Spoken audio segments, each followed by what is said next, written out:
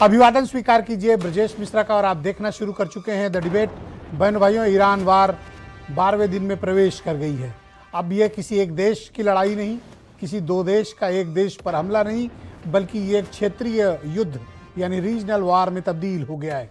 जिस तरह से मिडिल ईस्ट पर ईरान जवाबी कार्रवाई कर रहा है और जिस तरह से पूरी दुनिया भर में एनर्जी क्राइसिस उत्पन्न हुई है और जो एक दूसरे पर हमले हो रहे हैं, उसका प्रभाव सिर्फ एक क्षेत्र में नहीं बल्कि दुनिया भर में है और भारत में भी इसका बहुत गहरा प्रभाव है। आज चर्चा हम ईरान युद्ध की करेंगे, उस पर पड़ने वाले मिडिल ईस्ट और वेस्ट एशिया पर प्रभाव जो सीधा है और अप्रत्यक्ष प्रभाव दुनिया के किन किन क्षेत्रों में है, भारत की क्या भूमिका है और हमारी सामने चुनौतियां क्या हैं और हमें करना क्या चाहिए। आज इस विषय पर विस्तृत चर्चा करेंगे। अब बहनों भाइयों, ऐसा प्रतीत होता है कि ईरान ने एक फार्मूला बना रखा है, एक आंख के बदले तीन आंख। अगर ईरान पर एक हमला होता है तो वो जवाबी कार्रवाई अमेरिका या इजराइल पर नहीं बल्कि वो अरब देशों पर करता है, जिसमें यूएई, सऊदी अरब और कतर सबसे बड़े निशाने पर है। 2 दिन पहले ईरान की सबसे बड़ी गैस फील्ड पर इजराइल और अमेरिका ने संयुक्त कार्रवाई की। हालांकि बाद में अमेरिका मुकर गया कि हम उसमें शामिल नहीं थे, लेकिन किसी भी एनर्जी इंफ्रास्ट्रक्चर पे यह किया जाने वाला पहला भीषण हमला था और यही बात ट्रिगर कर गई। ईरान ने महज कुछ घंटों के अंदर अबू धाबी में यूएई की सबसे बड़ी रिफाइनरी और गैस फील्ड पर अटैक कर दिया और उसको लगभग उसकी कैपेसिटी या तो 20% बची है या फिर बंद हो गई है, क्योंकि खतरे बहुत हैं चलाने में, आग लग जा रही। उसके बाद कतर में दुनिया के सबसे बड़े एलएनजी प्लांट पर अटैक कर दिया ईरान ने, जहां से भारत को सर्वाधिक एलएनजी प्राप्त होती है, जो बाद में यहाँ एलपीजी में तब्दील होती है। वो लगभग उसकी कैपेसिटी इस वक्त शून्य चल रही है। जो दुनिया को गैस सप्लाई करता था वो एलएनजी प्लांट बंद हो गया। क्यों? इजराइल ने उनके यहाँ अटैक किया, उन्होंने जवाबी कार्रवाई की। यही काम सऊदी अरेबिया में अरामको की ऑयल रिफाइनरीज में किया गया। वहां भी ईरान ने बहुत भीषण हमला किया है। बहरीन में अटैक किया, इराक पे अटैक किया है। बहनों भाइयों, जिस तरह के हालात पश्चिम एशिया और ख़ास तौर पर मिडिल ईस्ट में उत्पन्न हुए हैं, उसने लड़ाई को भयंकर ही नहीं बहुत भीषण बना दिया, बहुत ही कॉम्प्लिकेटेड बना दिया। इन मुल्कों का जो आपस में युद्ध है वो तो इनका आपस का में लड़ रहे हैं, लेकिन उसका इम्पैक्ट दुनिया भर में पड़ रहा है। क्यों पड़ रहा है? क्योंकि ये मिडिल ईस्ट की जो कंट्रीज़ हैं, इनका जो भी तेल और गैस है, इसकी सप्लाई चाइना से लेकर, हिंदुस्तान से लेकर, यूरोप से लेकर अमेरिका तक है। दुनिया के हर मुल्क को अपना देश चलाने के लिए, अपने संसाधनों को मोबिलाइज रखने के लिए गैस और तेल की ज़रूरत है। उसकी आपूर्ति का एक बहुत बड़ा हिस्सा इन अरब देशों से में उत्पन्न होता है, जो हार्मूज जल डमरू मध्य से दुनिया भर में समुद्र के सहारे अलग अलग कॉन्टिनेंट मुल्कों में प्रवेश करता है। अब हार्मूज जल डमरू मध्य आज भी बंद पड़ा हुआ है। इस मार्ग, समुद्री मार्ग को बंद कर दिया ईरान ने। 1 भी लीटर पेट्रोल, 1 भी लीटर डीजल और 1 भी किलो गैस निकल नहीं सकती बिना ईरान के परमिशन के। और ख़ास बात देखिए, ईरान के अपने सभी पोर्ट चालू हैं, वो दुनिया भर को तेल बेच रहे हैं। ईरान में उत्पन्न होने वाली गैस और तेल, इसका 90% चाइना को जा रहा है। भारत 1 लीटर भी नहीं खरीद सकता क्योंकि अमेरिका ने प्रतिबंध लगा रखा है, लेकिन ये प्रतिबंध चीन उन पे नहीं है। तो चाइना अपना स्टोरेज कर रहा है। लड़ाई कौन लड़ रहा है? यूएस। भुगत कौन रहे हैं? हम। और हमारी जो एनर्जी का सबसे बड़ा सोर्स था गैस का, वो है कतर, जहां से भारत को आने वाली जो एलएनजी है, जो आयात होकर हमारे यहाँ बाहर से आती है, उसका 47% केवल अकेले इसी गैस भंडारण क्षेत्र से आती थी, जिसको कल रात में उड़ा दिया गया। तो यानी हमारे पास न तो वहाँ से लोडिंग होगी, न ट्रांसपोर्ट होगी और न हमारे यहाँ तक आएगी। ऑलरेडी हमारे 22 जहाज स्ट्रेट और हार्मूज में फंसे हुए हैं, जो कब निकलेंगे किसी को नहीं पता। अगर भारत के पास अब चुनौतियां क्या हैं? भारत के पास यूएस गल्फ है, यूनाइटेड स्टेट के पोर्ट हैं, कनाडा के पोर्ट हैं और नॉर्वे। हम सिर्फ यहीं से एलएनजी प्राप्त कर सकते हैं। रूस पे एलएनजी बहुत सीमित होती है, क्रूड ऑयल वहाँ ज़्यादा मिलता है, वहाँ ज़्यादा अवेलेबिलिटी है नहीं। एक आध टैंकर मिल जाए तो मिल जाए, वैसे वो ज़्यादातर क्रूड ऑयल ही बेचते हैं। तो हमारे पास मेन सोर्सेस क्या हैं? यूएस गल्फ, कनाडा और नॉर्वे। तो अगर हम बहुत शीघ्र भी मंगाएंगे बहनों भाइयों, तो उसके लिए जहाज चाहिए होगा, उसके लिए डील चाहिए होगी, उसके लिए इंश्योरेंस चाहिए होगा, उसके लिए वार रिस्क कैपिटल लगेगा। फिर हम खरीदेंगे और जब हम सब कर लेंगे और उस शिप को मूव करेंगे अमेरिकन तटों से या नॉर्वे से, तो भारत पहुंचने में उसको लगेंगे, बहुत हमने प्रायोरिटी दी तो कम से कम 40 दिन वरना 45 दिन। इससे पहले कोई शिप भारत नहीं आ सकता। तो यानी ये क्राइसिस आज या कल खत्म हो जाएगी, ऐसा नहीं है। ये कोई हजरतगंज की बाजार में मिलने वाला सामान नहीं है कि आप शॉपिंग बैग लेकर गए और ले आए। ये बहुत ही कॉम्प्लिकेटेड एनर्जी रिसोर्स हैं। यानी जो झगड़ा हो रहा है उनके बीच तो हो ही रहा है, भुगत पूरी दुनिया रही है, लेकिन सर्वाधिक नुकसान भारत को हो रहा है। हमारे यहाँ एनर्जी क्राइसिस बढ़ गई है, इसलिए आप देख रहे होंगे होटल, रेस्टोरेंट, इंडस्ट्रियल सेक्टर, बड़ी बेकरीज, बड़े इंडस्ट्रियल चीज़ें, ये सब बहुत बुरी तरह से प्रभावित हुई हैं। बड़े शहरों में या रिसोर्सफुल लोगों को तो सिलेंडर्स मिल ही रहे हैं, लेकिन ज़रा छोटे शहरों में चले जाएं, लोग एक एक सिलेंडर के लिए 24-24 घंटे, 48-48 घंटे लाइनों में लगे। क्रूड ऑयल की कमी नहीं है हमारे यहाँ, पेट्रोल डीजल की, इसलिए कोई उस पर परेशानी की बात नहीं है। हमारे पास स्टॉक भी है और अदर जगहों से, दूसरी जगहों से क्रूड ऑयल मिल भी रहा है हमें, उसकी समस्या नहीं है पेट्रोल डीजल की। लेकिन सबसे बड़ी समस्या है एलपीजी की, जो हमें अभी मिलने वाली नहीं है। ये संकट है हमारे सामने, इस संकट को स्वीकारना होगा। लेकिन ये लड़ाई 20वें दिन पहुंच चुकी है, इसके खत्म होने के कोई आसार नहीं। इजराइल इसको एस्केलेट कर रहा है, अमेरिका अब इस युद्ध में फंस चुका है। अब डोनाल्ड ट्रंप के सामने सबसे बड़ा संकट है, या तो इस वार को बढ़ाएं और किसी तरह ईरान को कुचलकर उसको कब्जा कर लें, और या फिर बीच का कोई रास्ता निकालें ताकि वो अपनी इज्जत बचाकर निकलने के लिए तैयार हों। लेकिन आज ईरान के सुप्रीम लीडर ने, अभी मैं डिबेट में आ रहा था थोड़ी देर पहले, बड़ा ऐलान किया है। उन्होंने कहा है कि ये अरब देशों में जितने भी मिलिट्री अड्डे अमेरिका ने बनाए हैं, इन पर तब तक हमले जारी रहेंगे जब तक ये पूरी तरह से तबाह, नष्ट और बंद नहीं कर दिए जाएंगे। इसका मतलब ये वार आज 20 दिन में है, अभी कब तक चलेगी कोई नहीं जानता। उसी तरह जैसे रूस और यूक्रेन की वार पिछले कई वर्षों से चल रही है और वो कब खत्म होगी कोई नहीं जानता। लिहाजा भुगतने के लिए तैयार भी रही है। एक कुछ बयान सुने फिर आज की डिबेट। मुझे ऐसा लगता है भारत की कूटनीति पूरी तरह से विफल है।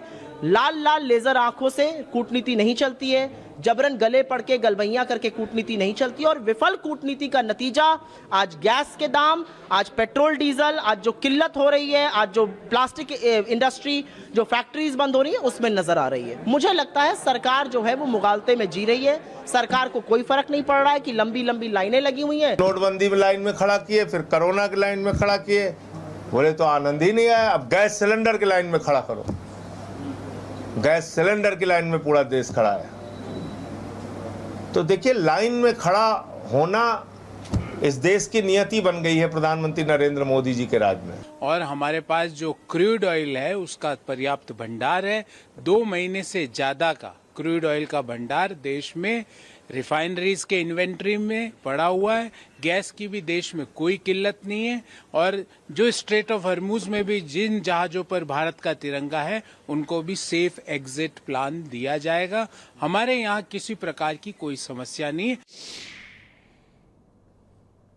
तो बहनों भाइयों, आज की डिबेट को आगे बढ़ाएंगे। भारतीय जनता पार्टी के प्रवक्ता संजय चौधरी मेरे साथ मौजूद हैं। मनीष सिंघवी उत्तर प्रदेश में कांग्रेस कमेटी के प्रवक्ता, कर्नल शरद शरण मेरे साथ हैं, समाजवादी पार्टी के प्रवक्ता हैं। वीरेंद्र प्रताप सिंह ये अध्यक्ष हैं लखनऊ पेट्रोलियम डीलर्स एसोसिएशन के।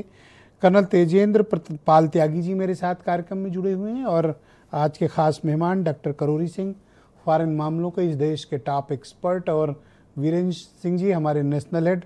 आप सभी का स्वागत और धन्यवाद। संजय चौधरी जी, आप रूलिंग पार्टी से ताल्लुक़ रखते हैं, बताइए ये एलपीजी की क्राइसिस क्यों नहीं सॉल्व हो रही है? देखिए, अभी तो फिलहाल इसकी कोई क्राइसिस नहीं है। 2 दिन पहले ही 2 गैस टैंकर्स की कोई क्राइसिस नहीं, स्थिति नियंत्रण में है। और जो कॉमर्शियल सिलेंडर को देने की बात है उसमें भी सारे गैस डीलर्स को कहा गया उनको 20% एक्स्ट्रा सिलेंडर्स अवेलेबल कर दिए गए हैं और वो उसको बहुत अधिक आवश्यकता के आधार पर उस सेक्टर को भी देंगे, ये भी निर्णय हो गया है। दूसरी बात, इस पर नियंत्रण करने के लिए आज ही मुंबई केंद्रीय जहाजरानी मंत्री सर्बानंद सोनोवाल पहुंचे थे। उन्होंने पोर्ट के अधिकारियों के साथ, जो टैंकर्स की जो कंपनीज हैं उनके साथ और प्राइवेट सेक्टर्स में जो काम करने वाले लोग हैं इन सारे के प्रतिनिधियों से बात की है। सरकार न केवल खुद खरीद रही है बल्कि प्राइवेट जो प्लेयर्स हैं उनके साथ भी सरकार ने आज संवाद स्थापित किया है और निश्चित रूप से इस दिशा के अंदर भी भारत के कूटनीतिक प्रयास जारी हैं। इसके आगे बढ़ते हुए आज देश के प्रधानमंत्री ने फ्रांस के राष्ट्रपति मैक्रों के साथ और कतर के सुल्तान के साथ, मलेशिया के प्रधानमंत्री के साथ बातचीत की है। आज देश के राष्ट्रीय सुरक्षा सलाहकार डोभाल जी ने अमेरिका के राजदूत के साथ आज संवाद स्थापित किया है और लगातार देश के विदेश मंत्री सारे देशों के साथ बातचीत कर रहे हैं। भारत ने पहल को आगे बढ़ाया है। कल ही ईरान के लिए भारत ने मेडिकल हेल्प प्रोवाइड की है, वो वहाँ पहुँच गई है। वहाँ से भारत की जनता के लिए ये जो भारत की सरकार ने किया है इसके लिए ईरान की ओर से सद्भावना का संदेश भी मिला है। भारत की सरकार इस युद्ध के समाप्ति के लिए न केवल संवाद कर रही है बल्कि भारत और भारतीयों के हितों के लिए जो ऊर्जा संकट है उसके समाधान के लिए अच्छा, भी आज बात कर इतने रही है। टेलीफोन किए गए, आप बता रहे हैं इतनी मीटिंग्स की गई, लेकिन शिवालिक और नंदा देवी के बाद तो कोई जहाज का मूवमेंट ही नहीं। आज आपके 22 जहाज वहां फंसे हुए हैं जिसमें एलएनजी के भी टैंकर्स हैं, उनको छुड़ाने के लिए क्या किया गया? ब्रजेश भाई, आज ही क्रूड ऑयल का एक टैंकर भारत आया है। क्रूड ऑयल की कमी नहीं है, जो चाहिए वो मंगाओ ना। नहीं, वो भी आ रहा है। दरअसल बात यह है कि फॉर योर काइंड इन्फॉर्मेशन, जलडमरू मध्य से एक भी नहीं आया उन 2 के बाद। ब्रजेश भाई, कूटनीति एक ऐसा सब्जेक्ट है जिसको सुंदर होना जरूरी नहीं होता, उसको उपयोगी और परिणाम में कन्वर्ट करने वाला वो बहुत आवश्यक होता है। ये कूटनीति ऐसा विषय नहीं है कि जिसको सुंदरता के साथ सबको सार्वजनिक करते हुए बातचीत की जाए। मुझको लगता है कि इसीलिए भारत के सारे फ्रंट, जिसमें प्राइम मिनिस्टर खुद इन्वॉल्व हैं, जिसमें फॉरेन मिनिस्टर इन्वॉल्व हैं, सिक्योरिटी एडवाइज़र इन्वॉल्व हैं, हमारे सारे अभी विदेश मंत्री विदेश दौरे पर गए हुए हैं। भारत दीर्घकालीन इन स्थितियों के लिए अपने आप को तैयार कर रहा था। भारत के अंदर क्रूड ऑयल को उसके रिफाइनरी के लिए 10 सालों में भारत ने अपनी क्षमता को बहुत अधिक बढ़ाया है। लोगों को एलपीजी मिले, संजय चौधरी जी, आप देखिए कूटनीति में क्या बातें करते हैं, किसको टेलीफोन करते हैं। आम लोगों का इससे बहुत कंसर्न नहीं होता, लोग ओपिनियन रखते हैं, वो अलग बात है। ये काम आपका है, आपका मतलब सरकार का है। लोगों को एलपीजी चाहिए। आप मुझे बताएं कि मैक्रा को फोन करने से मिल जाएगी क्या? ब्रजेश भाई, इसका समाधान ये है कि आप ईरान से सीधे बात करें, उनके राष्ट्रपति से, और कहें कि भाई जैसे पहले 2 छोड़े हैं हमारे आ जाने दो। ब्रजेश भाई, वही तो मैंने कहा ना कि कूटनीति सार्वजनिक कर नहीं रहे, एक फोन नहीं गया ईरान को। कूटनीति सार्वजनिक बातचीत नहीं हो सकती। इसी ईरान का जब हमने देखा है कि इनका युद्धपोत जब हुआ तो उसके नागरिकों की, उसके सैनिकों की रक्षा भी की, उन घायलों को भारत भी लाया गया और उनके शवों को भी भारत ने एक वैकल्पिक मार्ग देते हुए उनको वहां तक पहुंचाया। भारत कूटनीतिक प्रयासों को जिस संवेदना के साथ, जिस संवेदनशीलता और त्वरित आधार पर चुन ली है, क्या इस कारण हमको परेशानी हो रही है? नहीं, देखिए, देश के हित सुरक्षित रहें और देश के नागरिकों के लिए किसी भी ऊर्जा की जो आवश्यकता है हित सुरक्षित बताइए। नहीं, सुरक्षित ऊर्जा हित हमारे कहां सुरक्षित? ब्रजेश भाई, आज भारत डेली एक एलपीजी टैंकर चाहिए हमको डेली, ब्रजेश भाई, और आप 2 मंगा के सिर्फ बैठे हो। ब्रजेश भाई, मैंने कहा ना कि संवाद हो रहा है और भारत के जो टैंकर्स हैं वो निश्चित रूप से अवेलेबल होंगे। भारत में ऊर्जा का संकट नहीं होगा। दुनिया के अंदर अगर क्रूड ऑयल का संकट हो रहा है, जहां रेट बढ़ रहे हैं, लेकिन भारत में स्थिति नियंत्रण में है। भारत की सरकार लगातार काम कर रही है। अच्छी बात है कि रेट नहीं बढ़ा रहे हो। नहीं, बिल्कुल नहीं बढ़ रहे हैं, बढ़ाना भी मत सर। और लोगों में भी सरकार के प्रति, जितने लोग देख रहे हैं संजय चौधरी को कमेंट करके टैग करें कि पेट्रोल डीजल का रेट ना बढ़ाएं। बिल्कुल सरकार बिल्कुल आश्वस्त कर रही है। हमारे पास जितनी भी मांग है काम अच्छा करोगे, रेट ना बढ़ाना सर। बिल्कुल। मैं डॉक्टर करोरी सिंह जी को आमंत्रित करता हूं। बहुत शुक्रिया सर हमारे साथ जुड़ने के लिए। आज मैं प्रतीक्षा कर रहा था कि आज आपको हम सब लोग सुनेंगे। आपका धन्यवाद कि आपने हमें समय दिया। तो सर बताइए कि हम 20वें दिन में ये ईरान की वार पहुंच चुकी है और जैसे हालात मिडिल ईस्ट में उत्पन्न हैं, सबसे बड़ा क्राइसिस एनर्जी का है सर, और लगभग मुझे लगता है कि गैस का प्रोडक्शन हो या फिर ऑयल प्रोडक्शन, ये लगभग ठप पड़ा हुआ है। परिवहन तो पहले से ही ठप पड़ा हुआ था, जो पाइपलाइंस के जरिए सप्लाई थी, अब तो उसमें भी संकट दिखाई दे रहा है। क्या अब एक ऐसे दौर में ये लड़ाई पहुंच गई है जो अब एक बेहद खतरनाक अंजाम तक जाएगी? देखिए ब्रजेश जी, हम ऑयल की और गैस की बात कर रहे हैं, फर्टिलाइजर की नहीं कर रहे हैं, क्योंकि भारत के लिए फर्टिलाइजर भी बहुत महत्वपूर्ण है और वो भी हरमुज स्टेट के थ्रू ही आता है। तो हो सकता है फर्टिलाइजर का क्राइसिस भी हो अगर फर्टिलाइजर नहीं आती है, तो जो किसानों के लिए बहुत महत्व रखती है। तो आपका जो मेन सवाल है, देखिए युद्ध जिस रूप में शुरू हुआ उसमें इजराइल अपना उद्देश्य पूरा कर रहा है, ईरान अपने रणनीतिक तरीके से मजबूत दिखा रहा है अपने आप को। प्रेसिडेंट ट्रंप और अमेरिका की जो रणनीति है वहां बहुत ही स्पष्टता शुरू से नजर आ रही है। पहले 4-5 दिन ट्रंप ने कहा कि हम जीतेंगे, फिर उन्होंने हफ्ते भर बाद ये कहना शुरू कर दिया कि हम जीत गए हैं, और फिर उन्होंने कहा कि हम जीत रहे हैं, और फिर उन्होंने अपने जो मित्र हैं उनसे मदद मांगना शुरू कर दिया। और मदद के लिए अमेरिका का कोई मित्र जो अलाई थे, नेटो के अलाई भी आगे नहीं आए, और इवन चीन तक से उन्होंने मदद मांगी कि हरमुज स्ट्रेट को खोला जाए कि ग्लोबल लेवल पे क्राइसिस नहीं आ रहा है। इसका अर्थ यह है कि अमेरिका के पास कोई रणनीतिक स्पष्टता प्रारंभ से ही नहीं थी। इजराइल ने प्लान किया और अमेरिका उसमें क्या हम इसको इस दृष्टिकोण से सर देख सकते हैं कि अमेरिका ईरान की वार पे बिल्कुल अलग थलग पड़ गया है? आज की स्थिति में ऐसा लगता है, क्योंकि उन्होंने मित्रों से अपील करने से पहले वो इजराइल और अमेरिका चाहते थे कि जो वेस्ट एशिया के दूसरे कंट्रीज हैं गल्फ के, वो इन्वॉल्व हो जाएंगे, और उनको इन्वॉल्व करने का काफी प्रयास किया। इजराइल ने भी किया, अमेरिका ने भी किया, लेकिन वो इन्वॉल्व नहीं हुए। अभी 18 और 19 को सऊदी ने रियाद में जो विदेश मंत्रियों की मीटिंग बुलाई, उसमें भी उन्होंने इजराइल की लेबनान में जो स्थिति है, लेबनान में जो इजराइल कर रहा है, उसकी काफी आलोचना की। हाँ, इसके साथ साथ उन्होंने ईरान को भी वार्न किया है कि आप हमारे ऊपर अटैक मत कीजिए, नहीं हम भी अटैक करेंगे। इसके अलावा कोई विशेष कुछ कदम नहीं लिया है। अब अमेरिका के सामने जब ये नहीं सम्मिलित हुए तो मित्रों से रिक्वेस्ट की, मित्र भी आने के लिए मना कर दिया।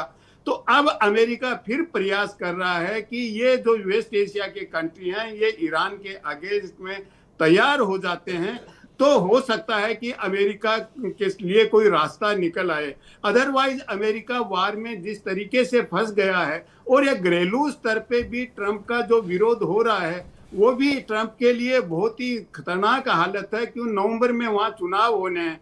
तो प्रेसिडेंट ट्रंप व्यक्तिगत रूप से सर एक चीज मैं देख रहा हूं, ईरान ने जिस रणनीति को इजाद किया है कि जैसे उनके यहाँ किसी सेक्टर पे अटैक होता है, हॉस्पिटल पे हुआ तो वो हॉस्पिटल को निशाना बनाएंगे, कमर्शियल सेंटर को हुआ तो वो निशाना बनाएंगे, लेकिन वो इजराइल या अमेरिका से कम दुबई, अबू धाबी, दोहा, रियाद इनसे बदला ज़्यादा ले रहे हैं। अब जैसे उनके ऑयल फील्ड पे अटैक हुआ तो इन्होंने सारी की सारी ऑयल फील्ड इन लोगों की उड़ा दी।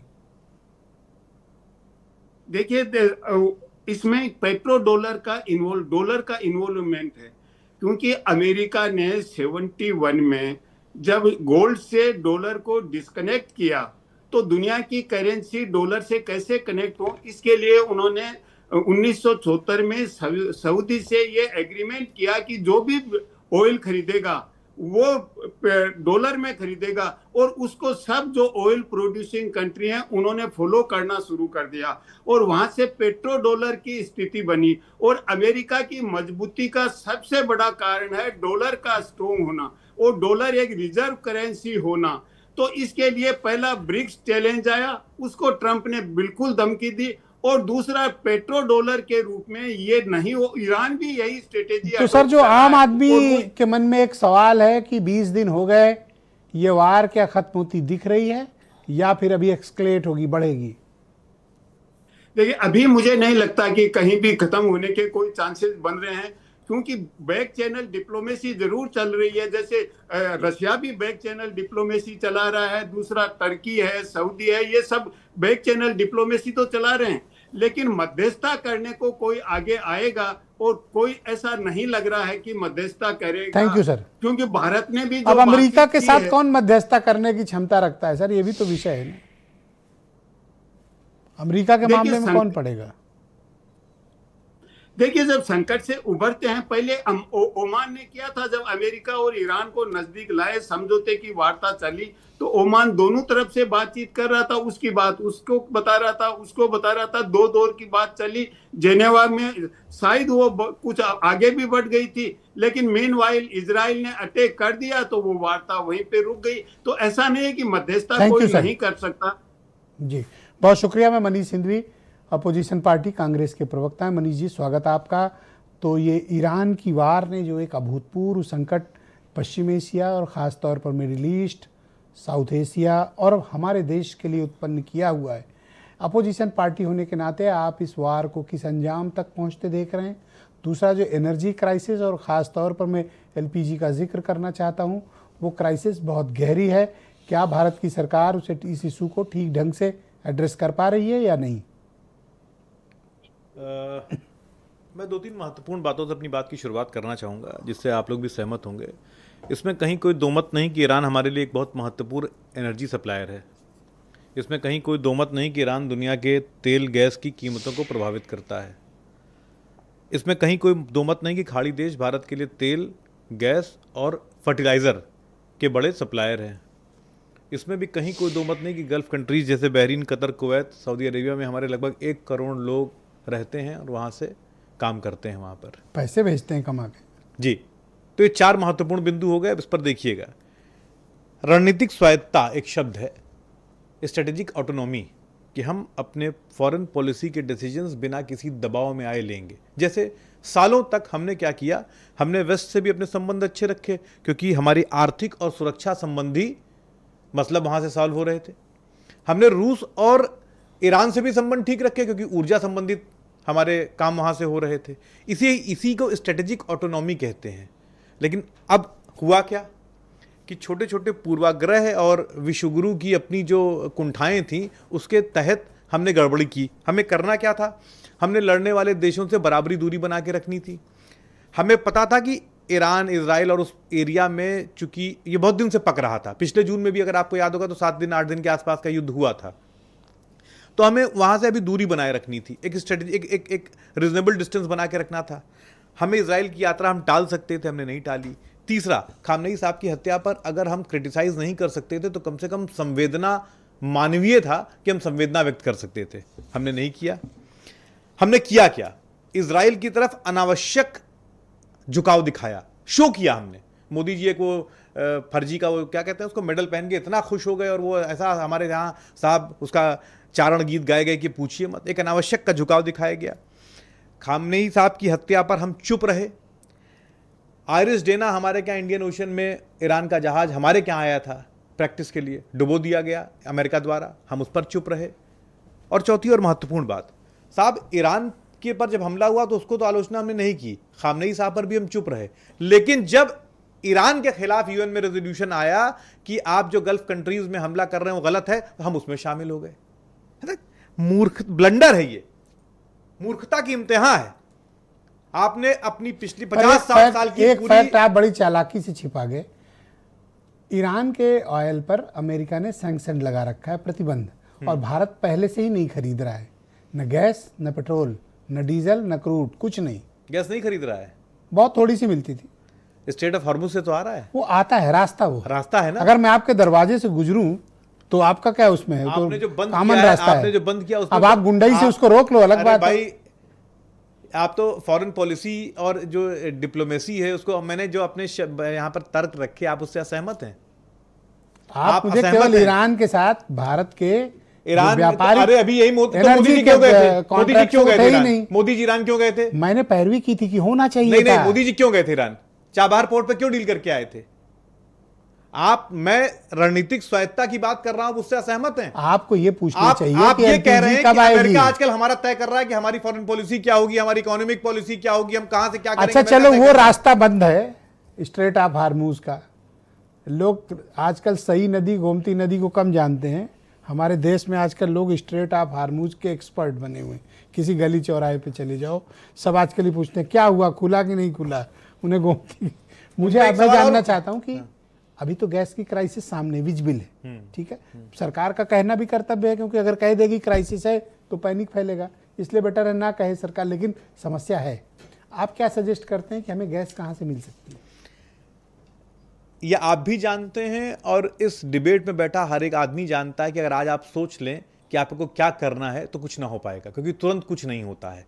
गैस किसी झोले बोरे में नहीं आती, उसके स्पेसिफिक टैंकर्स होते हैं, उसकी स्पेसिफिक जगह होती है। चाहे आप यूएस से लाने की बात करें, अल्जीरिया से लाने की बात करें, नॉर्वे से लाने की बात करें, जहाँ जो मिडिल ईस्ट से आता है 10 से 15 दिन में आता है। जिन कंट्रीज़ के नाम मैं ले रहा हूँ वहाँ 40 से 50 दिन में आएगा, इससे कम में तो नहीं आएगा। डील होगी, वहाँ से आएगा, वक्त लगेगा। और एक टैंकर में अभी आपने जैसे बताया 90 से 95 हज़ार टन आता है, आपकी एक दिन की जरूरत भर का होता नहीं, है। इतना नहीं आता, 60 आता है। दो टैंकर में दो टैंकर 97 मिलाकर 90-95 हज़ार आया और है। वो भी आपके लिए 1.5 दिन की सप्लाई है। मैक्सिमम 1.5 दिन की सप्लाई है। अब आप देखिए मसला देखिए कहां पर है कि आपने अपने यहां जैसे 2014 के बाद आप लगातार आप गैस कनेक्शंस बढ़ा रहे थे, तो आपने डिमांड तो बढ़ानी शुरू कर दी थी, मनीष सप्लाई भाई, पे काम 20 नहीं सेकंड में किया आपको कंप्लीट था। करना मैं पड़ेगा। एक लाइन में पूरी कर दूं, अभी बात शुरू कर दी तो पूरी कर दूं। 2017 से 25 के बीच में हमारी जो डिमांड थी वो 4.7% से बढ़ रही थी, और हमारी डोमेस्टिक प्रोडक्शन कैसे बढ़ा था 1.6% से। नतीजा क्या Thank हुआ you, sir. कि Second round में अपनी 49% बात से लेके रख लीजिएगा। 60% हमें इंपोर्ट डिपेंडेंस बढ़ गया हमारा। कर्नल शरद शरण मेरे साथ मौजूद हैं, समाजवादी पार्टी के प्रवक्ता हैं। कर्नल साहब, आप तो सेना के बैकग्राउंड से हैं, आप मुझे बताएं कि ये वार किस तरफ जाती हुई आपको दिखाई दे रही है? आपकी ओपिनियन क्या कहती है कि बैटल ग्राउंड पे चल क्या रहा है? वो रोज 200 जहाज में बम लाता है अमेरिका और इजराइल, लाके ईरान पे गिरा देता है। ईरान मिसाइल बनाता है और ड्रोन बनाता है, वो दुबई, अबू धाबी, दोहा से बदला ले लेता है। ये 20 दिन से यही चल रहा है सर। ब्रजेश जी, आप सबको जय हिंद। देखिए, हम लोग देश की तीसरी सबसे बड़ी पार्टी हैं, तो स्वाभाविक है कि हमारे नेता को भी इस गंभीर विषय पे गंभीर विचार के साथ बात रखनी चाहिए। हमारे नेता माननीय अखिलेश यादव जी पहले दिन से कह रहे हैं कि दुनिया में इस तरह की समस्याओं का सिर्फ और सिर्फ एक हल है, हमें युद्ध के खिलाफ खड़ा होना होगा, शांति के लिए वार्ता करनी पड़ेगी, शांति स्थापित करने के लिए रास्ते निकालने पड़ेंगे। युद्ध किसी भी चीज़ का निर्णय नहीं देता है। भारत की भी यही रोल होना चाहिए और हमारे प्रयास भी होना चाहिए। आपने पहले ही डिबेट में कहा है अमेरिका से बात करने की किसी की हिम्मत नहीं और ईरान से कोई बात नहीं कर रहा, तो पंचायत करेगा कौन? अब आप बोल रहे हैं युद्ध की परिणति। देखिए, युद्ध की परिणति तो अगर मैं कहूँ तो सिक्का उछालने वाली बात है। हम कैसे तय करेंगे कि ट्रम्प साहब क्या सोच रहे हैं, नेतान्याहू क्या सोच रहे हैं, या ईरान क्या सोच रही है? इतना ज़रूर है कि भारत की इसमें भूमिका क्या हो। डिप्लोमेटिक इश्यूज़ इतने गंभीर विषय हैं, जब कोई बड़े स्तर की बात होती है तो हम लोग तो मानते हैं खुले में चर्चा करने के लिए, चौपाल लगाने के लिए स्टेडियम में तो कोई बात नहीं कर रहा। बंद कमरे में सभी को बैठना चाहिए। विपक्षी दलों का भी 50-60 साल, 5-6 दशक का डिप्लोमेटिक रिलेशंस का एक्सपीरियंस है। सभी दलों को साथ बैठ के फैसला करना चाहिए। आज देश पे विपत्ति है तो यहाँ मेरी पार्टी तेरी पार्टी नहीं है, हमारे भारत की समस्या है। सबको बैठ के विचार करना चाहिए, स्टैंड लेना चाहिए। ईरान से हमारे इतने संबंध हैं पुराने, अमेरिका से भी हमारे बहुत से आर्थिक रिश्ते हैं, हमें प्रयास करना चाहिए। लेकिन एक बात और कहना चाहूँगा, डिप्लोमेटिक रिलेशन ताज में बुला के फ़ोटो खिंचाना, 5 स्टार में खाना खिलाना, किसी की बिटिया की शादी में बिना बुलाए शॉल लेके पहुंच जाना, किसी को अहमदाबाद बुला के झूला झुलाना और किसी के चुनाव में उसके लिए उसी के गांव में वोट मांगने चला जाना, ये डिप्लोमेटिक रिलेशंस में नहीं आता है। अच्छा, ये वार कहाँ तक जाएगी, कुछ आइडिया है आपको? थोड़ा आपका तो बैकग्राउंड वैसा है ना, जो जिस तरीके से जैसी वार हो रही है इसका कोई जी, परिणाम है? मैं एक जेनरिक, जो हमारा आम दर्शक है, जो इस भाषा में समझ सके, हम उस आम दर्शक की भाषा में बोलेंगे। अधिकांश देशों ने सोचा था अमेरिका आ रहा है और इजराइल का आर्मामेंट तो हम क्वालिटी जानते ही हैं। पहले 2 दिन तो उन्होंने किया, सबने सोचा 2 दिन में तो बिछा दिया ईरान अधिकांश लोगों ने सोचा 2 दिन में धूम धड़ाम हो जाएगा, अमेरिका के साइड में हो जाओ। और हमारे वाले तो बोले इलेक्शन के बाद जो भी हुआ, रिश्ते खराब थे, इस समय साइड में हो लेते हैं, रिश्ते सुधर जाएंगे। ईरान जिस तरीके से लड़ रहा है, हर देश को लड़ने का अधिकार है। कोई भी युद्ध हो, बहुत ही गहन रणनीतिक विषय नहीं सर, कोई भी युद्ध ईरानी झुके नहीं। कोई भी युद्ध हो, गहन रणनीतिक विषय है और वो हर कमजोर कड़ी पे हमला अगर ये करेगा। युद्ध समाप्त हुआ तो इसके बाद ईरान ने रणनीति कैसे बनाई, ये एक शोध का विषय होगा।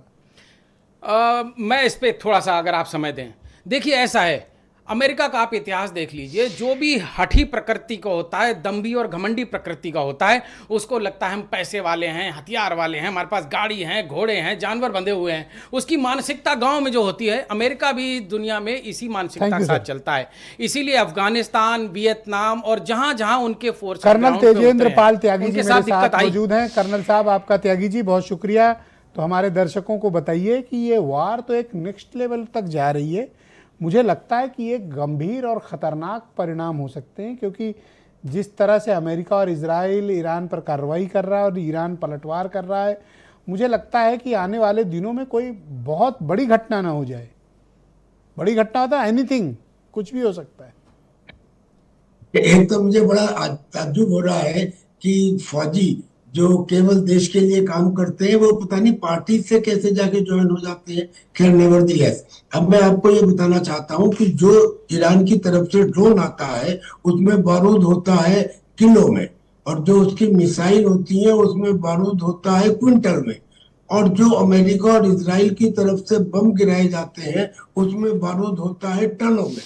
और इजराइल की तरफ से 7,000 और अमेरिका की तरफ से 8,000 यानी कि 15,000 वहां पे बम्बार्डमेंट किए जा चुके हैं 200 शहरों के ऊपर। इतने दिनों में क्या हाल हुआ होगा इसका अंदाजा लगाया जा सकता है। कोई समस्या आदमी से बड़ी नहीं होती, ना कोई समस्या ऐसी है जिसका समाधान ना हो। मुझे इसका समाधान होता हुआ क्या है, समाधान क्या है, इस पूरी समस्या का समाधान चाहे जितनी डिबेट कर लो वो यही है कि स्ट्रेट ऑफ हॉर्मुज खुलना चाहिए। कैसे खुलेगा? 2 आइलैंड हैं जो बड़े इंपॉर्टेंट हैं। एक तो है केशम आइलैंड जो बिल्कुल स्ट्रेट ऑफ हॉर्मुज के उस नैरो एरिया में है जिसकी चौड़ाई कुल मिला के 30 किलोमीटर रह जाती है, और दूसरा जो है वो है खार्ग आइलैंड। अमेरिका ने खार्ग आइलैंड पे हमला किया, लेकिन उसने केवल सैन्य ठिकानों को नष्ट किया, उसका जो तेल का भंडार है उसे नष्ट नहीं किया। ईरान का जो पूरा शोर है वो शैलो वाटर का है, वहां बड़े जहाज आ ही नहीं सकते, तेल ले जा ही नहीं सकते, लिहाजा ईरान का पूरा तेल 90%, एक आध दो नहीं, वो पाइपों के जरिए खर्ग आइलैंड पे आता है। खर्ग आइलैंड डीप वाटर में है, वहां जेटीज बनी हुई है, वहां से जहाजों में भर के स्ट्रेट ऑफ हॉर्मुज में जाता है। अगर मान लीजिए अमेरिका उस खर्ग आइलैंड को या तो ऑक्यूपाई कर ले और या तेल के स्रोतों को खत्म कर दे, तो ईरान तो 24 घंटे में आ जाएगा। लेकिन अमेरिका ऐसा इसलिए नहीं कर रहा कि अगर ऐसा किया तो फिर तेल के दाम भी बढ़ जाएंगे, पूरी दुनिया पे असर पड़ेगा, यानी कि ये उनका अरे आज तो उल्टा स्टेटमेंट आया, उनके ट्रेजरी सेक्रेटरी ने कहा कि ईरान के तेल पर जो दुनिया भर में प्रतिबंध है वो हम हटा लेंगे, ईरान सबको तेल बेचे। ये तो गजब बात है कर्नल साहब। बड़ी अच्छी बात है सर, बड़ी अच्छी बात है। अगर ईरान के ऊपर से आप कह रहे हो कब्जा कर लें, वो और तेल बिकवा रहे हैं ईरान का। कौन कौन बिकवा रहे थे? अमेरिका जी। हाँ, तो अच्छे नहीं, तो ये तो अच्छी बात है कि अगर वो इसके एवज में स्ट्रेट ऑफ हॉर्मुज में जो उन्होंने कर रखा है, दरअसल में है क्या, एक आइलैंड है, वैसे तो है आधा दर्जन जिनके ऊपर उसके हथियार है, लेकिन एक आइलैंड है केशम आइलैंड। ये जो केशम आइलैंड है इसके नीचे उन्होंने बाकायदा एक मिसाइल सिटी, नेवल ड्रोन और उनकी इलेक्ट्रॉनिक सबमरीन वगैरह उसमें है जो किसी भी जाने वाले शिप के ऊपर अटैक कर सकती हैं। अमेरिका ने अब अपना जो, आपको लगता है सर कि ये वार कोई जल्द खत्म होगी? 20वें दिन में हम प्रवेश कर चुके हैं, अभी खत्म होने के आसार दिख रहे हैं या लंबी खींचेगी? मुझे तो दिखता है सर कि ये जल्दी खत्म होगी, क्योंकि सबकी जो रेजिस्टेंस है वो कम होती जा रही है। आपको लगता नहीं है, लेकिन मैंने जिस तरकीब से बताया कि ईरान में जितना नुकसान हुआ है, जिस तरह सर आप एक्सपर्ट हैं, मैंने आपकी बात जानने के लिए आपको बुलाया ताकि आप बेहतर गाइड कर पाए। आपकी बात क्यों नहीं मानूंगा, जरूर मानूंगा। जी, तो मैं ये बता रहा हूँ कि ईरान जो अब तक टिका रहा वो खोमेनी की उस मोज़ेक डिफेंस डॉक्ट्रिन के कारण टिका रहा। एक ईरान नहीं है, 31 ईरान है। वो ये कह रहे थे कि अगर पूरी की पूरी लीडरशिप भी खत्म कर दी जाए तो भी जो प्रोविंशियल कमांडर है वो लड़ते रहेंगे।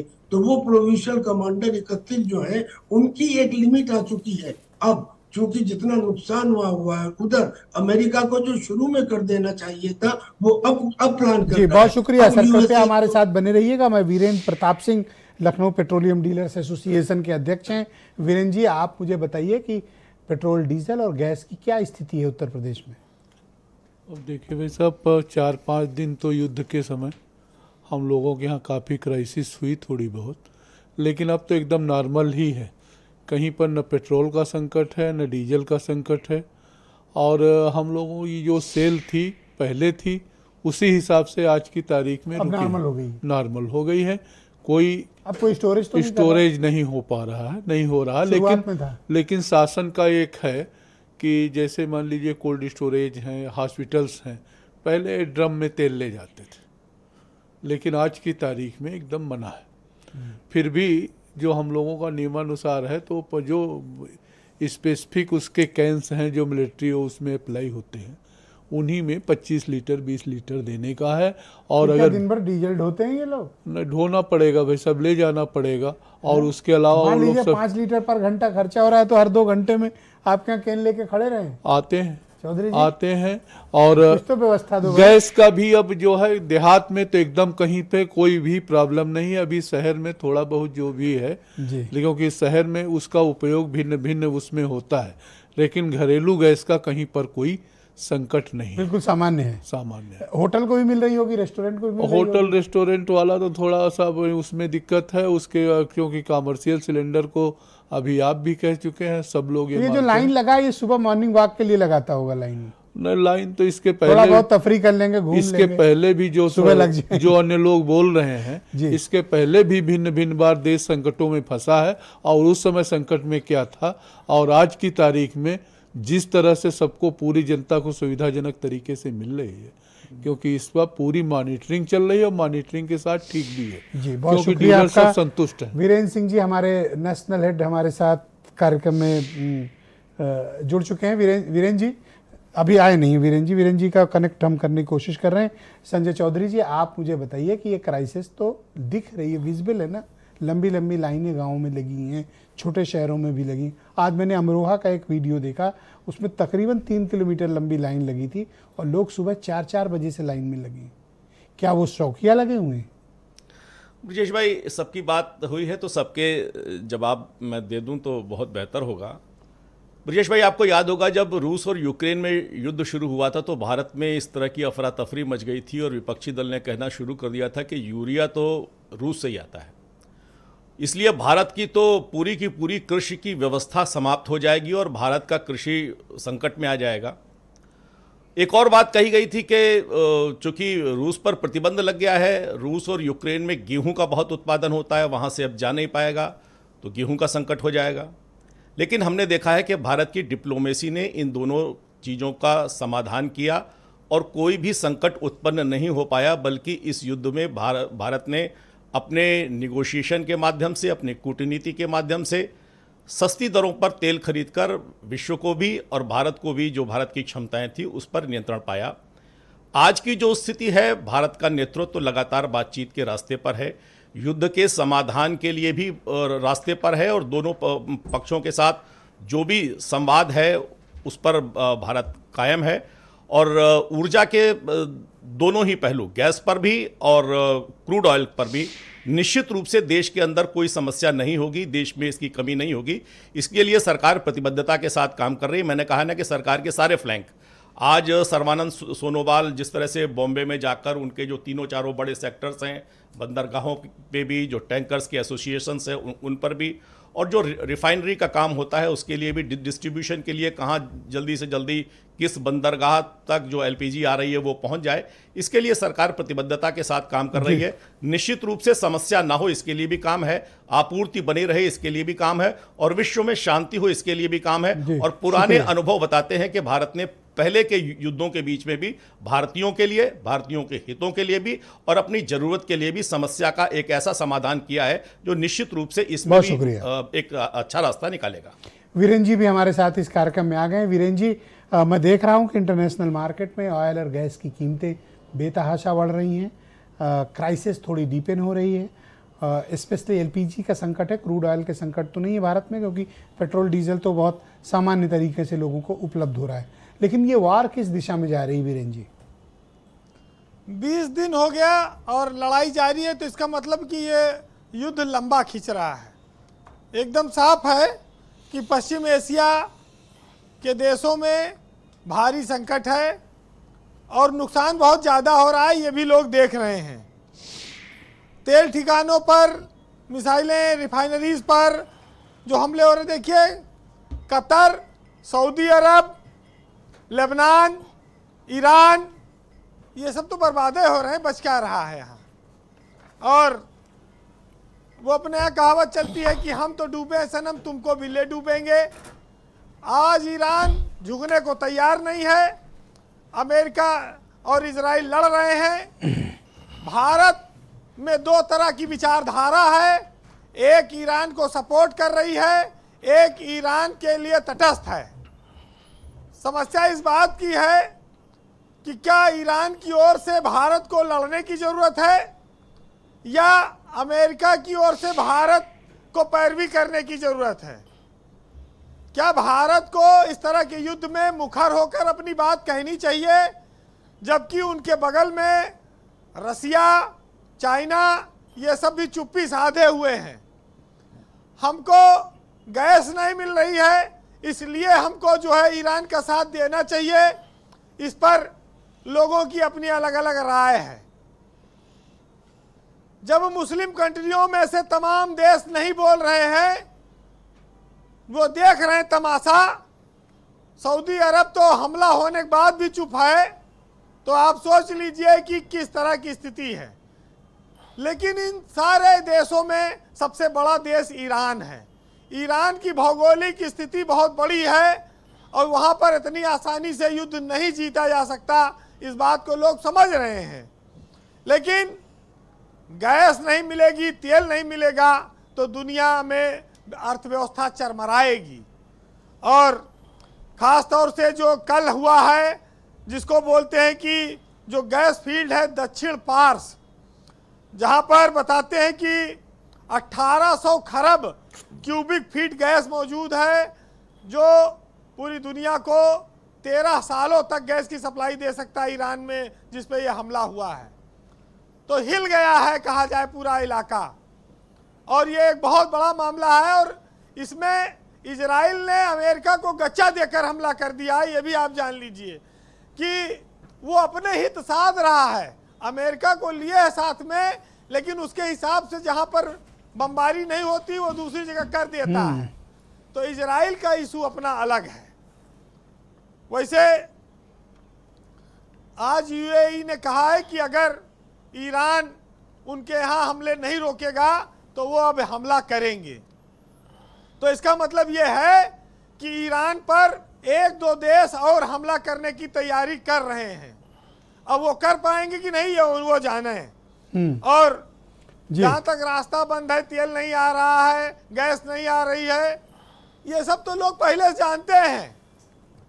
अब इसका रास्ता एक ही है कि या तो युद्ध बंद हो जाए, और युद्ध सबसे बड़ी बात है कि एटॉमिक संपन्न देश हैं जो लड़ रहे हैं, और उसी एटम बम बनाने से रोकने के लिए युद्ध हो रहा है। डोनाल्ड ट्रंप कहते हैं कि हमने दर्जनों देशों में युद्ध बंद करा दिया, हमको नोबेल शांति पुरस्कार दे दो, और यहाँ पर युद्ध फंस गया कि आगे बढ़ ही नहीं पा रहे हैं, ना आगे जा पा रहे हैं ना पीछे जा रहे हैं। जहाँ असली युद्ध आया खुद का, वहाँ नोबेल नहीं मांग रहे हैं शांति प्राइज, जहाँ दूसरे की युद्ध था कह रहे हैं हमने रुकवा दिया। तो ये सब चीजें हैं। जी, कंक्लूड करें। वैसे ईरानी तेलों पर अमेरिका प्रतिबंध हटाने पर विचार कर रहा है, क्यों, जिससे कि वो चाहता है कि दुनिया में तेल की कीमतें ना बढ़ें। ये भी एक सूचना है। लेकिन भारत की जो चिंता है वो तेल के साथ साथ सबसे बड़ी चिंता पहली गैस की है, और इससे लोग वाकिफ हैं। और भारत विविधताओं का देश है, चूल्हे पे लकड़ी जला के लोग खाने वाले लोग हैं, गैस स्टोव तमाम सारी व्यवस्थाएं हैं। शहरी जीवन शैली में थोड़ी कठिनाई आती है, लेकिन देहात में गांव में लोग अभी मजबूत हैं, वो महीना दो महीना इससे निपट सकते हैं। ब्रजेश जी, पहले इजराइल और ईरान लड़ रहे थे, तू मैं कर रहे थे। हमारे यहाँ भी ऐसा होता है कि पहले दो लोग जब सामने सामने कहीं एक्सीडेंट हो जाता है या झगड़ा होता है तो एक दूसरे से देख लेंगे, आओ लड़ते भी, जब तीसरा पक्ष आता है तब जाकर मारपीट शुरू हो पाती है। तो ऐसे इसमें भी हुआ, पहले दो लोग तू मैं कर रहे थे, जब अमेरिका आया तब मारपीट उसने इन दोनों में शुरू कराई। तो ये वही हालात बन गए हैं। जी कंक्लूड करें जी। तो अब तबाही की स्थिति है, और तबाही तो कोई अच्छी चीज नहीं है। बच्चे मर रहे हैं, भूखों मर रहे हैं, महिलाएं, लोगों के घर टूट रहे हैं। हम लोग तो यहाँ बैठकर खाली कह सकते हैं, लेकिन युद्ध ने तो बहुत नुकसान किया ही है। और जब से ईरान के बड़े बड़े नेता मारे गए हैं तब से वो और हमले तेज कर रहा है। तो फिलहाल जो लोग तबाही की दहलीज पर खड़े हैं उनकी आंखों से मत पूछो कि मंजर क्या है। बाहर से तो जरूर अच्छे लगते हैं, मगर अंदर से हालत खराब है, और निकलते नहीं बूंद भर आंसू अब मेरी आंखों से ज्यादा बंजर क्या है। और टूटे हुए सपनों का दर्द कितना गहरा है, किसी से मत पूछो कि समंदर क्या है। बहुत शुक्रिया वीरेन जी, आपका बहुत बहुत धन्यवाद ग्राउंड जीरो से डिटेल्ड इन्फॉर्मेशन हमारे साथ शेयर करने के लिए। बहनों भाइयों, मैं डॉक्टर करोरी सिंह जी को इस कार्यक्रम में आमंत्रित करता हूं। डॉक्टर साहब, इस वार में जो मैं देख रहा हूं, या तो मौत है, तबाही है, और या मैं ये बात महसूस कर रहा हूं कि एनर्जी की हाई प्राइसेस है, जिसकी कीमत आम आदमी चुका रहा है, और कई जगह तो कठिनाइयां बहुत बड़ी हैं। इस युद्ध से किसको क्या हासिल हुआ? देखिए ब्रजेश जी, युद्ध होता है तो नुकसान ही होता है, कभी कोई फायदा नहीं होता। लेकिन युद्ध होते रहे, होते रहेंगे। लेकिन आज जो युद्ध की स्थिति बन रही है और तकनीकी जितनी एडवांस है, उससे डिवास्टेशन या डैमेज बहुत ज्यादा हो सकता है। और अगर ये ज्यादा चलेगा, क्योंकि इस जो इजराइल और ईरान वाला युद्ध है, ये यूक्रेन वाले और रशियन युद्ध से कहीं अलग है। क्योंकि यूक्रेन और रशिया वाले से पूरी दुनिया इस तरह प्रभावित नहीं थी जो इससे प्रभावित है। और एक महत्वपूर्ण चीज ये है कि जब भी कोई चीज की कमी होती है या उस पर बैन लगाया जाता है, रेस्ट्रिक्शन लगाया जाता है, तो एक अंडरवर्ल्ड पनपता है, ब्लैक मार्केटिंग होता है। तो जैसे भारत में मान लीजिए गैस की और ऑयल की ब्लैक मार्केटिंग होता है, तो यहाँ तो एडमिनिस्ट्रेशन डील कर लेगा।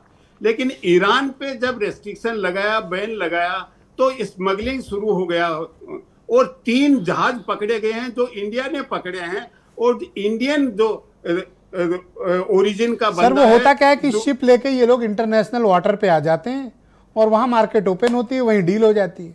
जहां से लग गया मसला वहां बेच दिया। वो डील है, वो जोगविंदर सिंह कर रहा था यही तो डील। तो वो जोगविंदर कह रहा कि मेरे जहाज इंडिया ने पकड़े हैं, वो इलीगल है, मैं इंडिया के अगेंस्ट में केस करूंगा। दूसरी तरफ ईरान ये कह रहा है कि हमारे जहाज हैं, हमें वापस दो। तो एक अलग मुद्दे हो जाते हैं, जो वार का परिणाम नहीं, ईरान पे जो रेस्ट्रिक्शन लगे थे उसका परिणाम है। अब जब गैस और तेल नहीं मिलेगा और उसके अलावा खाद भी भारत में नहीं आएगी, तो भारत के सामने अल्टरनेटिव रूट क्या हो सकता है? एक रेड सी से क्या हो ईरान सकता के है। साथ हमको 1-on-1 बात करनी चाहिए, बजाय ये हम मैक्रोन को फोन कर रहे हैं या दूसरे लोगों से बात कर रहे हैं? देखिए, जो मैक्रोन की बात हुई है ब्रिजेश जी, वो अलग तरीके की बात है मैक्रोन से या मलेशिया से या ओमान वालों की। देखिए, भारत का एक विजन है इंडियन ओशियन को एक पीसफुल जगह बनाना। तो भारत नहीं चाहता कि इंडियन ओशियन में सुपर पावर्स आए, और इसके लिए भारत ने एक ट्राइलेटरल मैकेनिज्म पहले ही विजनिंग में चल रहा था। फ्रांस, जीसीसी के कंट्री और इंडिया, और ये तीनों मिलके इंडियन ओशियन में अपना एक सिक्योरिटी प्रोवाइड करने की मैकेनिज्म इवोल्व करने का इंडिया का मैकेनिज्म है। उसमें हो सकता है कि मलेशिया को over a period of time India involve करे। तो ये तो एक तो वो हो सकता है। वार को लेके मुझे नहीं लगता कि फ्रांस के राष्ट्रपति से बात की है, वो ईरान को कन्विंस करने के लिए की है। हो सकता है कि ये बातचीत की होगी इस युद्ध को कैसे रोका जाए, पॉसिबिलिटीज एक्सप्लोर की जाए कि क्या ये रुक सकता है। ईरान को कन्विंस करने के लिए मुझे नहीं लगता कि भारत ने कोई इस तरह की बातचीत की है। मनीष सिंधवी जी, मैं आपसे समझना चाहता हूं कि इस मसले का समाधान क्या है। भाई अगर क्राइसिस है तो आपके घर में भी होगी, संजय चौधरी के यहाँ भी होगी, सब जगह होगी। हमें समाधान का रास्ता निकालना चाहिए। आप सरकार को, अपोजिशन है, आप भी सही एडवाइस दीजिए कि ये करो। आपको लगता है कि ये अहंकारी सरकार किसी और की सुनती है? अगर आपने ये महत्वपूर्ण सवाल उठाया है तो 1 से 1.5 मिनट का वक्त चाहूँगा कि फेल्योर पॉलिसी का था और कहाँ से था। शॉर्ट टर्म में गलती देखिए कहाँ से है। पिछले जब जून में इजराइल और ईरान के बीच में 7-8 दिन का युद्ध हुआ था, तब से ये वो एरिया बहुत टेंशन में था और हमें पता था कि वहाँ कभी भी कुछ भी हो सकता है। हम इस बात को क्यों नहीं समझे और हमने अल्टरनेटिव रूट, जिसकी बात हम आज कर रहे हैं, अगर हमने जून में की होती तो शायद जो 90% डिपेंडेंस हमारा स्टेट ऑफ हॉर्मुज से है वहां से घट गया होता। शायद हमने नहीं किया। आप लॉन्ग टर्म फॉल्ट देखिए कहां पर है। 14 से 25 के बीच में 14 करोड़ से 33 करोड़ कनेक्शन बढ़ गए। डोमेस्टिक प्रोडक्शन साहब बढ़ने के बजाय घट गया, हमारा इंपोर्ट डिपेंडेंस बढ़ गया। क्या हमें समझ में नहीं आ रहा था कि हम किस तरफ जा रहे हैं? तीसरी महत्वपूर्ण बात, एलपीजी का जो हमारा सिस्टम है वो कॉन्टिन्यूअस सप्लाई चेन पर है, यानी आता है बढ़ता है, आता है बढ़ता है, कोई स्टोरेज हमारे पास नहीं है। पेपर पर हमारे पास कहने को 22 दिन का स्टोरेज है कि 22 दिन का हम रखते हैं रिजर्व, लेकिन वो 22 दिन का है नहीं। उसके लिए तो बहुत ही कॉम्प्लिकेटेड टेक्निकल स्टोरेज तैयार 10-11 दिन नहीं तो कोई और थोड़ी करेगा बाहर से आके, ट्रम्प थोड़ी करेंगे, आपको ही करना है। 10-11 दिन का बेसिकली स्टोरेज आपके यहाँ है और सिर्फ 2 स्टोरेज की जगह आपके पास है, वाइजेक और मैंगलोर में, जहां पर 1,40,000 मीट्रिक टन आप स्टोर कर सकते हैं केवल। तो ये जो गंभीर सब संकट है, इस पर विचार क्यों नहीं किया गया समय रहते, और आज ये स्थिति इसीलिए तो पैदा हुई है। और मैं आदरणीय आपके मुताबिक ये पॉलिसी फेल्योर है? 100% पॉलिसी फेलियर है। बस 1 मिनट का समय और सर 1 मिनट तो नहीं 10 सेकंड दीजिए। आदरणीय संजय भाई ने कहा कि साहब वो जब रूस से वॉर हुआ तो फर्टिलाइजर का संकट नहीं आया और तमाम बातें कह गए। इनको मैं याद दिला दूं, जबरदस्त संकट आया था, 30% तक कीमतें बढ़ गई थी और आज तक वो संकट है। और हर बार जब यूपी में बुआई का सीजन आता है तो फर्टिलाइजर का संकट आता है। मैं बिल्कुल सर समझ दूंगा। मैं आपसे जानना चाहता हूं कि अगर युद्ध होता है तो मिलिट्री वर्सेज मिलिट्री युद्ध चलता है, सिविलियन इंफ्रास्ट्रक्चर को, फिनेंशियल इंफ्रास्ट्रक्चर को और एनर्जी इंफ्रास्ट्रक्चर को टच नहीं किया जाता। लेकिन मैं देख रहा हूँ यहाँ मिलिट्री तो बाद में लड़ेगी, यहाँ तो पहले सिविलियन इंफ्रास्ट्रक्चर और एनर्जी इंफ्रास्ट्रक्चर पर ज़्यादा अटैक हो रहे हैं। शायद वही नतीजा है कि उधर से भी वही हो रहा है और सामने इतनी बड़ी क्राइसिस दुनिया भर के। अभी मैं कतर एनर्जी के CEO का स्टेटमेंट पढ़ रहा था, उन्होंने कहा हम LNG का प्रोडक्शन बंद करने जा रहे हैं। अब ब्रजेश जी, हम लगता है महाभारत काल के युद्ध की कल्पना कर रहे हैं कि शाम को सूरज डूबेगा, हम अपने अपने कैंप में जाएंगे और शाम में सुबह अटैक भोर होते होने के हैं बाद लड़ने आएंगे। रात में ही होते हैं। अब तो सारे इंतजाम रात में ही किए जाते हैं, दिन आने से दिन में पहले। कोई युद्ध नहीं होता। अब जिस तरह के हालात हैं, जब आप युद्ध में जाते हैं, अमेरिका का जो मकसद है स्वाभाविक है, ईरान का मकसद ठीक उसके उलट है। जितनी समस्याएं पैदा करेगा, और वो सामने दिख रहा है, अमेरिका कहीं ना कहीं कॉर्नर्ड हो रहा है। सारे देशों में समस्याएं आ रही हैं तो देश सोच रहे हैं कि अमेरिका की हठ धर्मिता की वजह से आज हमारे घरों में गैस नहीं है, पेट्रोल नहीं है, देश में उतावलापन है, आम जनता परेशान है और धीरे धीरे अमेरिका कॉर्नर्ड हो रहा है। तो कहीं ना कहीं साइकोलॉजिकल वॉरफेयर में अभी ईरान जो है एज ले रही है और शायद इसी दबाव से ही आगे युद्ध को रोकने देखो, का अगर रास्ता जैसा निकलेगा। ट्रेजरी सेक्रेटरी का अमेरिकन का स्टेटमेंट है, अगर वो ईरान के वो ऑयल से सैंक्शन हटाते हैं, हमको पहला होना चाहिए कि हम इमीडिएट ईरान के साथ बातचीत करके उनका ऑयल और उनके गैस को ले आएं अपने पास। अगर सैंक्शन हटता है तो हमको इमीडिएट पहल करनी चाहिए। हमारा मानना है ब्रिजेश जी, डिप्लोमेटिक रिश्ते दशकों से बनते हैं। कर्नल तेजेंद्र उनको पाल हमें त्यागी निभाना जी मेरे चाहिए। साथ मौजूद हैं। कर्नल त्यागी को मैं 30 सेकंड दे दीजिए। Sir 20 second. सर, आप मेरे से सीनियर हैं, इस तरह से आपको नहीं बोलना चाहिए। लोकतांत्रिक व्यवस्था में हमें गर्व होना चाहिए। हमारा नेता मिलिट्री स्कूल के पढ़े हुए हैं और उन्होंने मेरे को पूरे प्रदेश का अध्यक्ष बनाया है। हर शहीद का शरीर पहुंचने में, हर शहीद के दरवाजे पे तिरंगा लेके हम जाते हैं, हम फौजियों के लिए लड़ते हैं। सर सुन लो, हम उन 116 जनरल की तरह नहीं जो राहुल गांधी के चाय के कप के लिए चिट्ठी लिखते हैं, लेकिन अग्निवीर के खिलाफ चिट्ठी लिखने की हैसियत नहीं रखते हैं। मुझे गर्व है कि ईश्वर ने मुझे सर ऐसा मत करें आप शांत हो जाए। आपके अनुरोध पे मैंने समय दिया। Thank you sir. Colonel Tyagi sir, thank you sir. Colonel साहब, अब आप दिए गए समय का दुरुपयोग न करें। मैंने आपके सम्मान में आपको समय दिया, डिबेट का कीमती समय। कर्नल त्यागी, आप सर मुझे बताइए कि एनर्जी इंफ्रास्ट्रक्चर को टारगेट करना क्या मिलिट्री में ये बात जायज है? बिल्कुल जायज नहीं है, बिल्कुल जायज नहीं है। और चूंकि ईरान ने ऐसा किया और इजराइल ने ऐसा किया, अब क्या हो गया कि पूरे मिडिल ईस्ट के अंदर जितने देश थे जो चुपचाप ईरान के आक्रमण को सह रहे थे, अब ऐसा हो गया कि कतर ने ये कह दिया कि ईरान का राजदूत 24 घंटे में देश को छोड़ दो। सऊदी अरबिया ने कह दिया कि अब हम ईरान के खिलाफ मिलिट्री ऑप्शन भी करेंगे। बहरीन इसमें पहले से तैयार था, यानी कि अब स्थिति ये हो गई कि वो ईरान के खिलाफ सामने आके आप ये मानते हैं कि ये रीजनल वार की तरफ हम लोग बढ़ रहे हैं? एक सेकंड कहना चाहता हूं कि भाई लाल बहादुर शास्त्री जब थे और जब गेहूं का संकट आया तो पूरे देश ने साथ दिया, रात के टाइम खाना खाना बंद कर दिया था।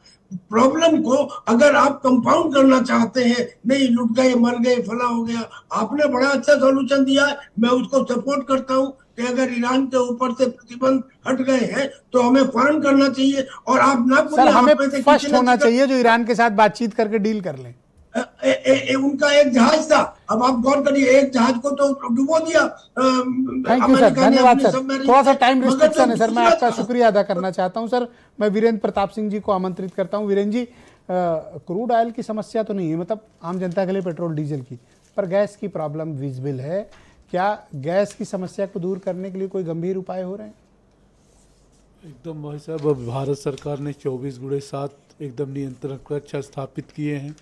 गैस और तेल की सप्लाई स्थिर रूप से सभी जगह चल रही है और ग्रामीण या जो घरेलू के लिए कह लीजिए एकदम सरकार चिंतित है। और इस समय पेट्रोलियम उत्पाद में एक तरह से भारत आत्मनिर्भर देश है, जहां पर उत्तर प्रदेश में माननीय योगी आदित्यनाथ जी और देश में प्रधानमंत्री जी लगातार देश के लिए चिंतित हैं और ये सप्लाई निरंतर रहेगी। लोगों को केवल देश जब आपातकाल में होता है तो उस समय सरकार, अरे आपातकाल ही है एक तरह से। बहुत बहुत धन्यवाद और आप सभी का बहुत शुक्रिया इस कार्यक्रम को देखने के लिए। और बहन भाइयों, आपका भी धन्यवाद। एक छोटे से ब्रेक के बाद आपको प्रियव्रत दीक्षित बताएंगे कि ये क्लाइमेट चेंज और पर्यावरण प्रदूषण का ढोंग करने वाले देश, दुनिया के ऊपर प्रतिबंध थोपने वाले देशों ने युद्ध करके पर्यावरण को कितना बड़ा नुकसान किया है। भारत जैसे मुल्क जितना भी कार्बन डाइऑक्साइड उत्सर्जित करते होंगे पूरे एक साल में, उतना सिर्फ 20 दिन के अंदर मिडिल ईस्ट में, वेस्ट एशिया की इस वार में उत्पन्न हो चुका है। 3.3 करोड़ मीट्रिक टन से ज़्यादा कार्बन डाइऑक्साइड जहरीली गैस हमारे दुनिया भर में फैल चुकी है। इसका नुकसान सिर्फ किसी एक देश को नहीं, पर्यावरण की पूरी व्यवस्था को होगा। इसके लिए उन देशों की जवाबदेही भी तय होनी चाहिए। एक छोटे से ब्रेक के बाद। नमस्कार।